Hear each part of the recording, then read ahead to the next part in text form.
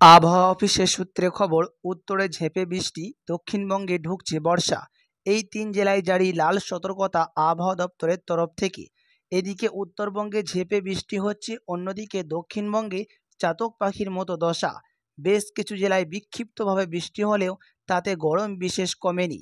এরই মাঝে বর্ষার আগমন নিয়ে স্বস্তির খবর শোনালো আবহাওয়া দপ্তর।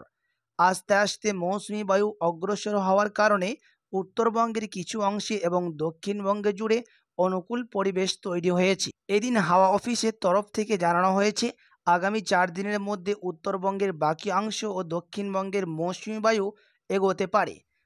তো আসুন দেখিনি কি রয়েছে আজকের ওয়েদার আপডেট, কোন কোন জেলায় কেমন থাকবে আবহাওয়া, কোথায় হবে হালকা মাঝারি বৃষ্টি, কোথায় হবে ভারী থেকে অতি ভারী বৃষ্টি এই মৌসুমি বায়ুর কারণে। সবই বিস্তারিত জানিয়ে দেব। আগামী দুদিন কেমন থাকতে পারে বঙ্গের আবহাওয়া, পাশাপাশি কোন কোন জেলায় কত কিলোমিটার গতিবেগে দমকা ঝড় হাওয়া বইবে এবং কোথায় কত ডিগ্রি তাপমাত্রা বৃদ্ধি পাবে, সবই বিস্তারিত জানতে রিকোয়েস্ট করব অবশ্যই ভিডিওটি শেষ পর্যন্ত দেখবেন। এবং আপনি এই ভিডিওটি কোথায় থেকে দেখছেন ভিডিওর কমেন্ট বক্সে লিখে জানাবেন। এবং এরকমই প্রতিদিন নিয়মিত ওয়েদার খবরগুলি জানতে আমাদের ইউটিউব চ্যানেলটিকে সাবস্ক্রাইব করবেন।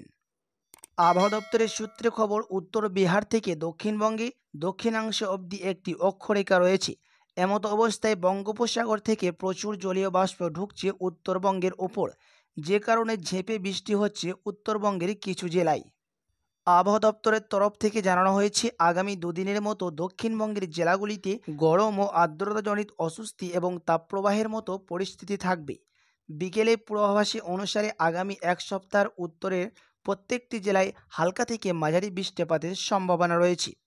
বুধবারের জন্য আলিপুরদুয়ার, জলপাইগুড়ি এবং কোচবিহারে ভারী বৃষ্টির লাল সতর্কতা জারি করা হয়েছে মৌসুম ভবনের তরফ থেকে।